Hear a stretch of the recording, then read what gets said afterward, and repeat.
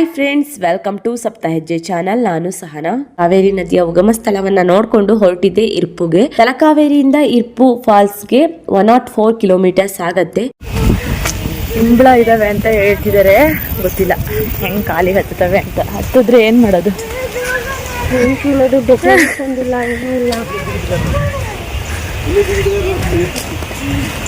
ಇದಲ್ವಾ ಇದು? ಏನ್ ಹೇಳಿದು? ಇದು ಏನಂತ ಇದಕ್ಕೆ? ಸೀಗೆ ಸೊಪ್ಪು ಬಸ್ಸಾರು ಮಾಡ್ತಾರಲ್ಲ. ನಾವು ಕಾಡಲ್ಲೇ ಹುಟ್ಟಿರೋದು, ಅದಕ್ಕೆ ನಮಗೆಲ್ಲ ಪ್ರತಿಯೊಂದು ಗೊತ್ತು. ಇವರು ಊರಲ್ಲಿ ಹುಟ್ಟಿರೋ, ಸಿಟಿಲಿ ಹುಟ್ಟಿರೋರು, ಅದಕ್ಕೆ ಇಂಥ ಪ್ಲೇಸಲ್ಲಿ ಹೋಗ್ತಾ ಇದ್ದೀವಿ. ಟೈಗರ್ ಲಯನ್ ಬಂದ್ಬಿಟ್ರೆ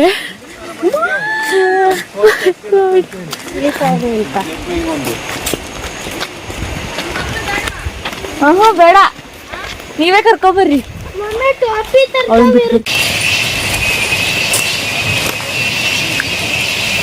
ಈ ಕಡೆ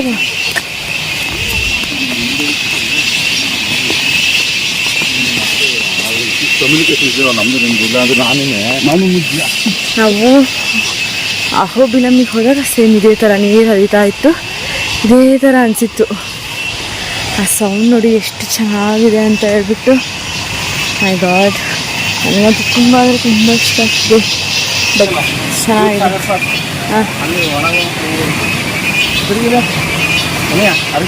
ಹೋಗ್ರಿ, ಮುಂದೆ ಹೋಗ್ರಿ. ಅಲ್ಲ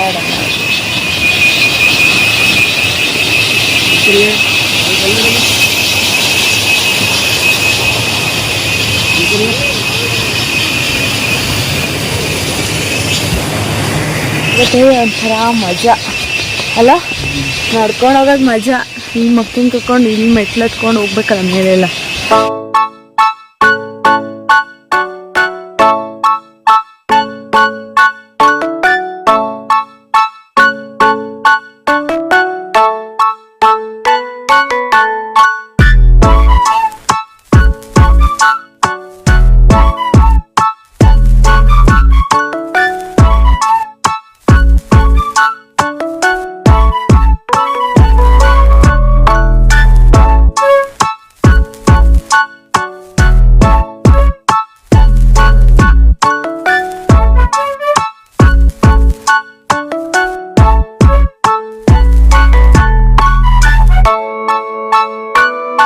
ವೆಲ್ಕಮ್ ಟು ಬ್ರಹ್ಮಗಿರಿ ಅಭಯಾರಣ್ಯ.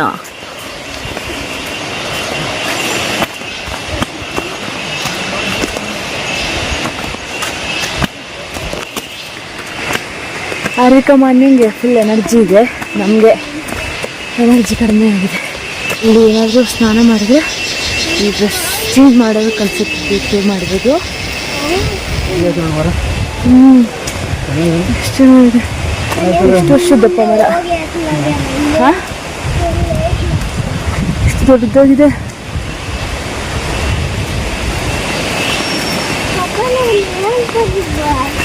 ಮೈ ಗಾಡ್, ಸಕ್ಕತ್ತಾಗಿದೆ. ಮೇಲೆ ಹೋಗ್ಬೋದಾಗಿತ್ತು ಅಲ್ವಾ? ಯಪ್ಪ ಯಪ್ಪ, ನಾನು ಫಸ್ಟ್ ಟೈಮ್ ಇಷ್ಟು ಸಿರಿಮನೆ ಫಾಲ್ಸ್ ನೋಡಿದ್ದೆ, ಅದ್ರ ನೆಕ್ಸ್ಟ್ ಇದನ್ನೇ ನೋಡ್ತಿರೋದು. ಇಷ್ಟು ಹತ್ತಿರ ಬಂದು ನಾನು ಇವತ್ತೇ ನೋಡ್ತಿದ್ದೆ, ಜೋಗ ಅಲ್ಲೇ ನೋಡ್ತಿದ್ವಿ, ದೂರ ಇಟ್ಕೊಂಡು ನೋಡ್ತಿದ್ವಿ. ಸಕ್ಕತ್ತಾಗಿದೆ, ಚೆನ್ನಾಗಿದೆ. ಅಲ್ಲೋಡ ಜನನ ಹೋಗೋಣ ಬರ್ರಿ ಅಲ್ಲಿಗೆ. ಈ ಮರ ನೋಡಿ ಎಷ್ಟು ದೊಡ್ಡದಾಗಿದೆ ಅಂತ, ಚೆನ್ನಾಗಿದೆ.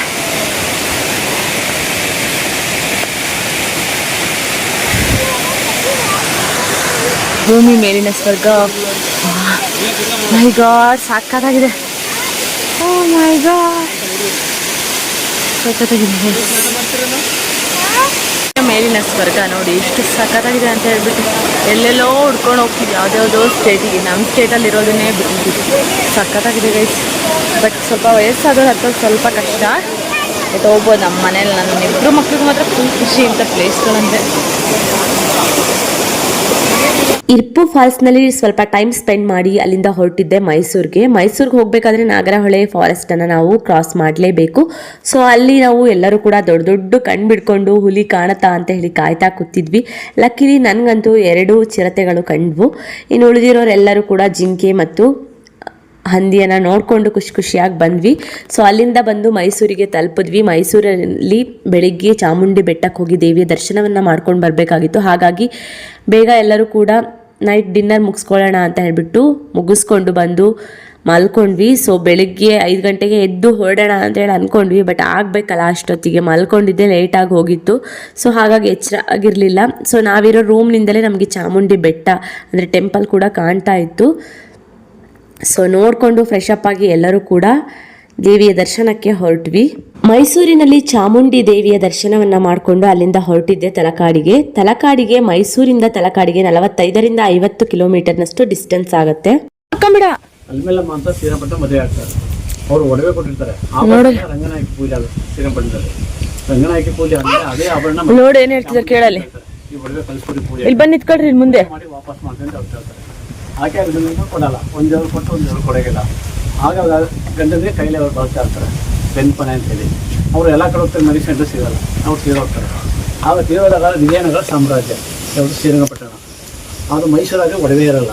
ಒಡವೆ ಯಾಕಪ್ಪ ಇರಲ್ಲ ಅಂದರೆ KS ದಾನ್ ಕಟ್ತಾರೆ, ಚೆನ್ನ ಮಾಡಿ ಕಟ್ತಾರಲ್ಲ, ಅದಕ್ಕೆ ಸಹಾಯ ಮಾಡಿರ್ತಾರೆ ಒಡೆಯರು. ಇವ್ರ ಹತ್ರ ಒಡವೆ ಇರಲ್ಲ. ಇವ್ರ ಹತ್ರ ಬೇಕಾದಷ್ಟು ಅಲ್ಮೇಲೆ ಹತ್ರ ಒಡವೆ ಇರುತ್ತೆ. ಈ ಒಡವೆ ಮೈಸೂರು ಅರಮನೆ ಬೇಕು ಅಂತ ಹಾಗೆ ಮತ್ತೆ ಒಡವೆ ತಗೊಂಡು ಆಕೆ ಕಷ್ಟ ಬಂದಿತ್ತು, ಸೈನ್ಯ ಎಲ್ಲ ಕಳಿಸ್ತಾರೆ ಕುದುರೆ ಮೇಲೆ. ಈಕೆ ಮತ್ತೆ ಒಡವೆ ತಗೊಂಡು ತಗೊಂಡು ಹೋಗ್ತಾರೆ ಮಾಲಿಗೆ ಪಕ್ಕದಲ್ಲಿ. ಅವರು ಸೈನ್ಯ ಎಲ್ಲ ಬರ್ತಾರೆ. ತಲಕಾಡು ಮರಳಾಗಲಿ ಮದುವೆ ಶಾಪ, 2ನೇ ಮಾಲಂಗಿ ಮಡುವಾಗಲಿ, ಮಡುವನ್ನು ಶುಡಿ ಒಡವೆ ನೀರಲ್ಲಿ ಹಾಕೋದು. 3ನೇ ಬಂದು ಮೈಸೂರು ರಾಜರಿಗೆ ಮಕ್ಕಳಾಗಿ ಒಡವೆ ಸಹಿತ ನೀರಲ್ಲಿ ಮುಗಿಸ್ಬೋದು. ಇದು 3 ಶಾಪ.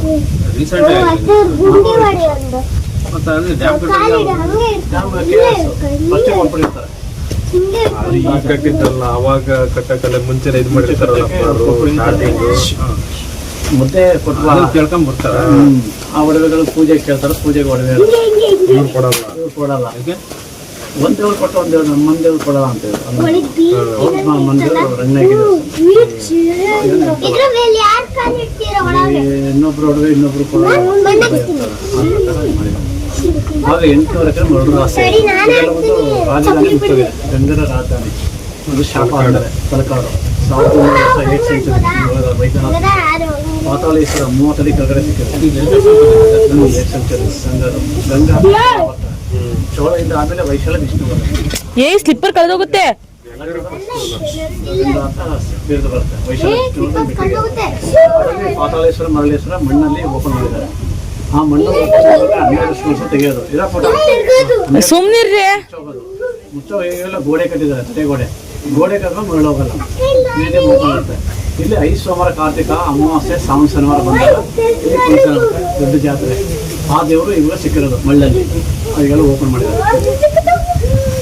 ತಲಕಾಡು ಮರಳಾಗಿ ಮಾಲಂಗಿ ಮಡುವಾಗಿ ಮೈಸೂರು ಅರಸರಿಗೆ ಮಕ್ಕಳಾಗದಿರಲಿ ಅಂತ ಹೇಳಿ ರಾಣಿ ಅಲಮೇಲಮ್ಮ ಶಾಪವನ್ನು ಕೊಟ್ಟಿರೋದ್ರಿಂದ ತಲಕಾಡು ಸಂಪೂರ್ಣವಾಗಿ ಮರಳಾಗಿದೆ ಅಂತ ಹೇಳಿ ಒಂದು ದಂತಕಥೆ ಇದೆ.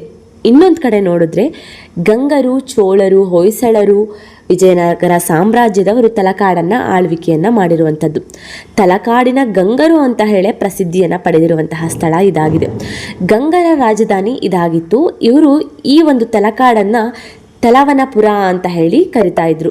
ಅವರ ರಾಜಧಾನಿ ತಲವನಪುರ ಆಗಿತ್ತು.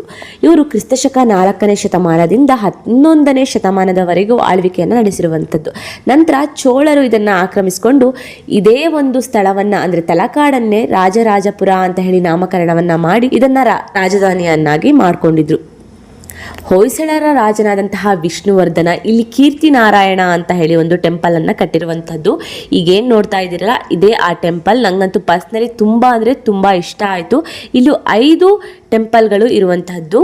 ಇದೆಲ್ಲ ಮರಳಿನಲ್ಲಿ ಮುಚ್ಚೋಗಿತ್ತಂತೆ, ಈಗ ಈ ರೀತಿಯಾಗಿ ಕಾಣುವಂತೆ ಮಾಡಿದ್ದಾರೆ.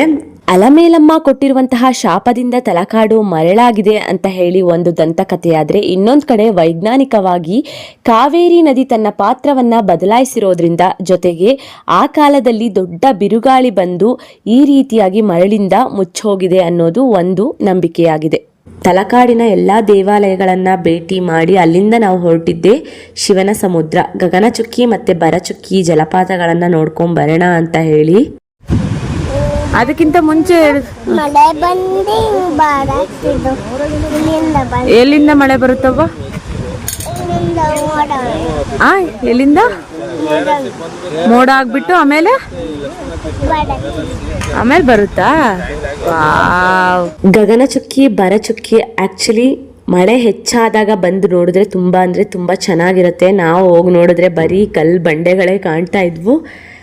ಬಟ್ ಇಟ್ಸ್ ಓಕೆ, ನೋಡಿಕೊಂಡು ನಾವು ಅಲ್ಲಿಂದ ಡೈರೆಕ್ಟಾಗೆ ಮನೆಗೆ ಹೊರಟ್ವಿ.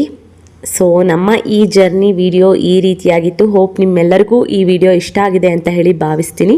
ಇಷ್ಟ ಆದರೆ ನನ್ನ ಚಾನಲ್ನ ಸಬ್ಸ್ಕ್ರೈಬ್ ಮಾಡಿ, ಹಾಗೆ ಲೈಕ್ ಮಾಡಿ, ಶೇರ್ ಮಾಡಿ, ಮಿಸ್ ಮಾಡದೆ ನಿಮ್ಮ ಅಭಿಪ್ರಾಯವನ್ನು ಕಾಮೆಂಟ್ ಮಾಡಿ. Thank you for watching. Have a good day with lots of love.